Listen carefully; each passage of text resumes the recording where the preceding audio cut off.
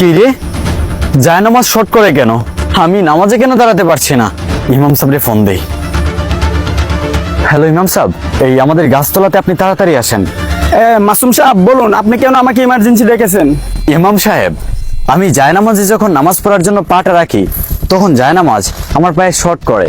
আচ্ছা, আমি আপনাকে একটা কথা বলি, আপনি মনে কষ্ট নেবেন না। আপনি সেই লোক না যে আপনি এলাকার ভিতরে সুদের ব্যবসা করেন?